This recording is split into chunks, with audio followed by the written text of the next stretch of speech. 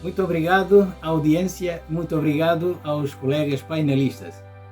Antes de mais, eu começo por dizer que estou profundamente grato por me ter associado a esta conferência, que posso considerar que é o fórum lusófono de maior envergadura que eu estou a assistir. Esta é pela primeira vez.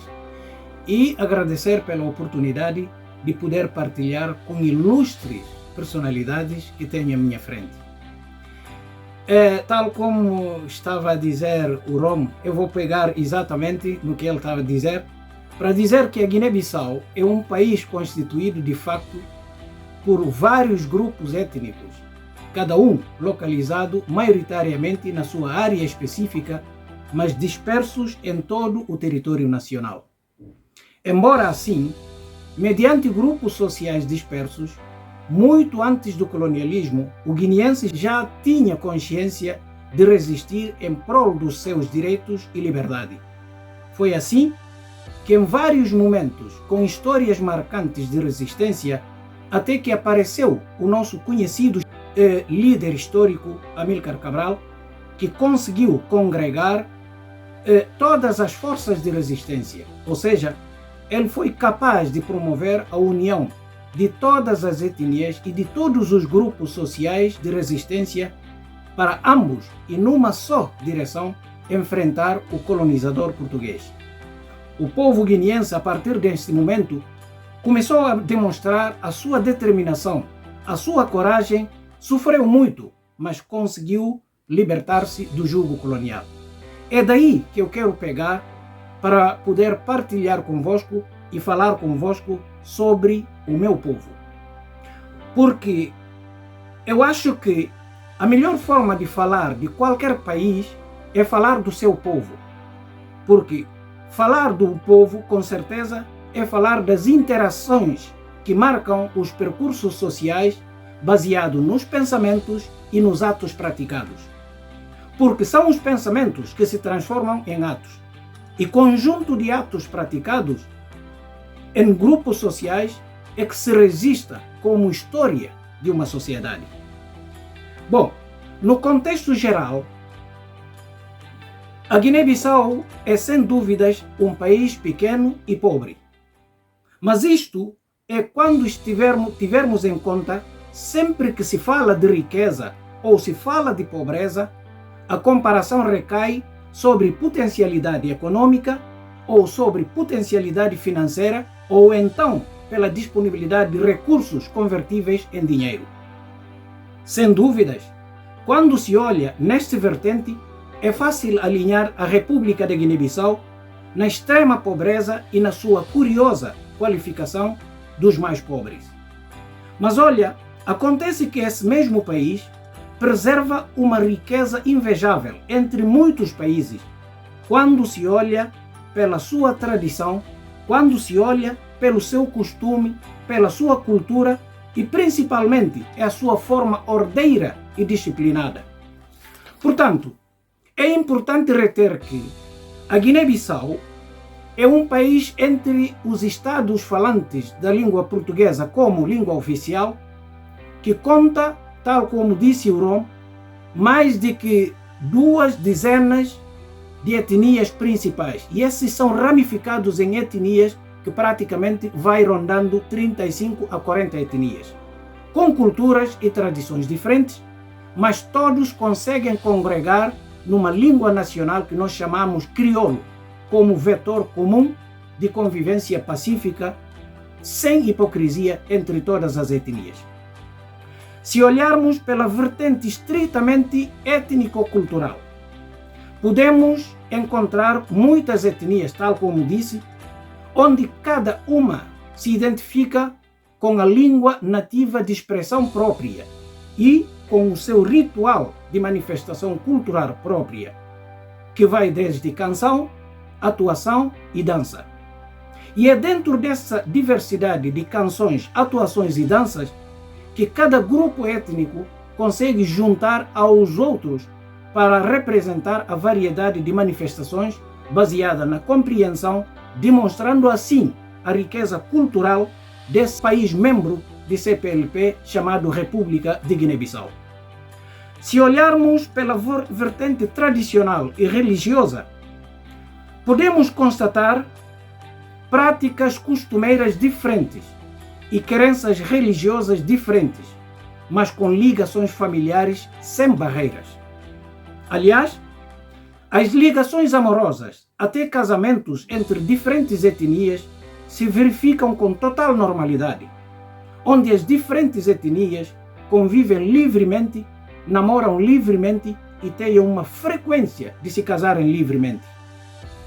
Quando aparecem os filhos no relacionamento de etnias diferentes, as descendências são consideradas mistas, mas isto não belisca em nada na convivência social passiva do povo.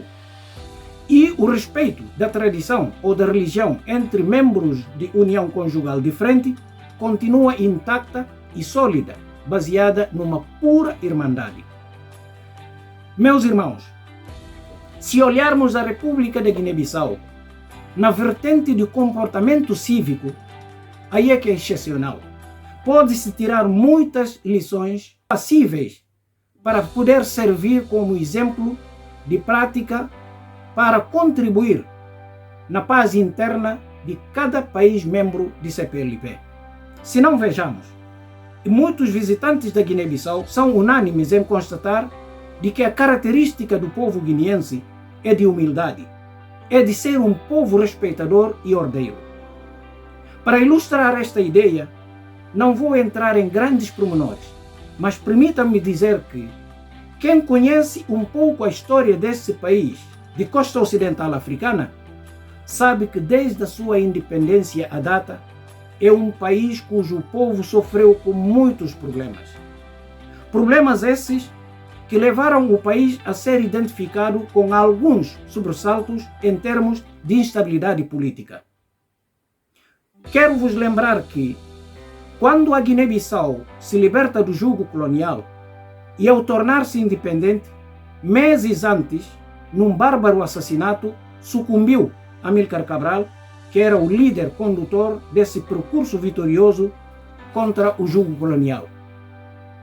Bom, a perda deste carismático líder, isto constituiu num acontecimento muito infeliz para o povo da Guiné-Bissau e de Cabo Verde, mas principalmente para o povo da Guiné. Isto porque, na verdade, o país, na altura que estava a tomar independência, não tinha quadros suficientes para suportar a difícil luta de reconstruir um país que acabou de enfrentar uma guerra sangrenta de 11 anos. Na ausência desses quadros guineenses, o país foi entregue ao Luís Cabral, que era o irmão mais novo de Amílcar Cabral. Este estava rodeado de homens que outrora eram combatentes de guerra e que tinham único currículo de luta armada. Nada sabiam da administração pública, muito menos de governação.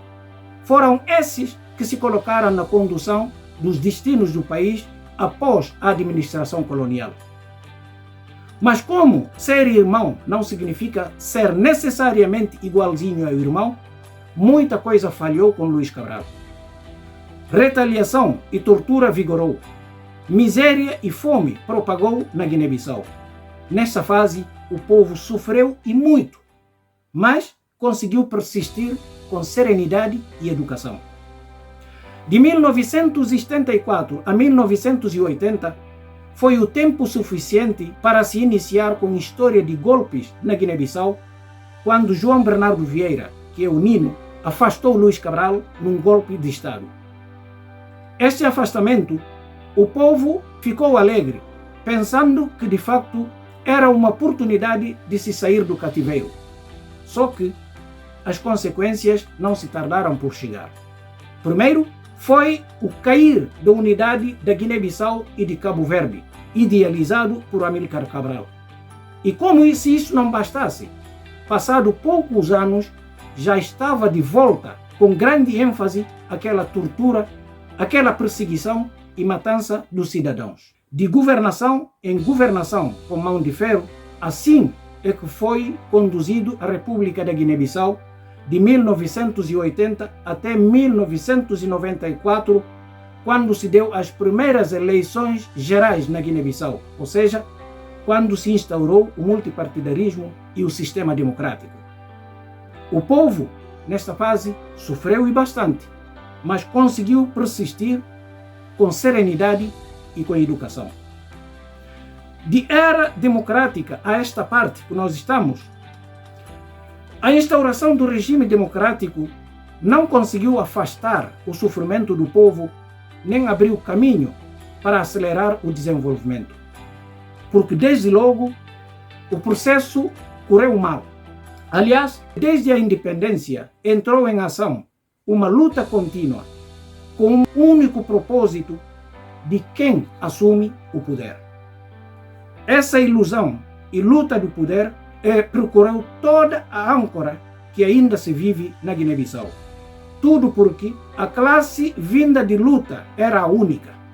Todos eram companheiros da mesma trincheira, como combatentes de luta. Com o fim da guerra, entraram pela cidade. Posteriormente, dividiram-se entre os que continuaram com a arma na mão, que são os militares, e os que deixaram as armas e assumiram os lugares chaves do Estado. Mas essa divisão, verificada dentro da mesma classe, tinha muita necessidade de se dissipar as dúvidas como é que o país passaria a ser governado. Quem tinha que mandar em quem?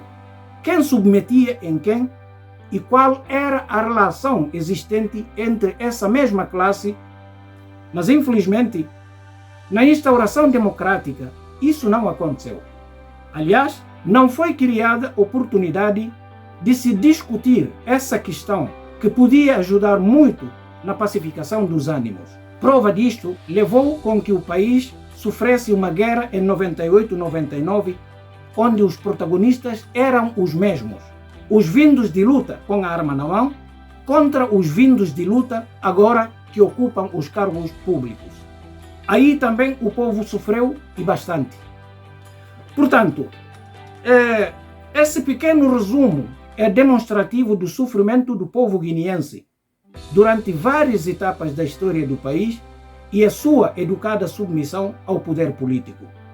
Nisto, quero demonstrar o alto grau de civismo do povo guineense, de ser com total passividade que oferece aos governantes de poder trabalhar para o desenvolvimento do país. Mas, na verdade, esse desenvolvimento ainda não tem acontecido, porque os governantes do país têm falhado em vários momentos e perante mentalidades cada vez mais erradas, o povo vai se alimentando em cada dia que passa numa esperança adiada. Bom, Guiné-Bissau é uma terra onde cada cidadão sabe contentar com o que tem e se orientar a sua família pelo pouco que vai ganhando. É uma terra que, infelizmente, os políticos e os líderes de opinião andam sempre contraditórios, mas é ali que vive um povo pacífico, apesar de ocorrência de todos os momentos de dissabor ou de turbulência. O povo sempre conseguiu manter a sua postura de demonstrar à comunidade dos países de língua oficial portuguesa, CPLP, de demonstrar à África e ao mundo o seu bom exemplo de resiliência mediante uma teimosia pacífica. Meus irmãos, eu quero vos afiançar que tudo isto vem do berço e da educação que o guineense recebe à nascência. Por além de mais, na sociedade guineense, apesar do poder central e local ter contornos clássicos, mas temos o que nós chamamos régulo, que é a forma de poder tradicional, exercido pelos herdeiros de reinos pré-coloniais, representa ainda com muita expressividade poder por excelência nas diversas etnias do país. Este régulo que vos estou a dizer é uma entidade máxima numa determinada comunidade local que funciona independentemente do Estado, tendo como responsabilidade em matérias de administração territorial, de arbitragem das questões de ordem social e da divisão fundiária, e agindo mesmo nas vestes judicial. Portanto, é transversal em todas as etnias o enorme respeito pelos mais velhos e o conceito da família e de solidariedade é bastante amplo.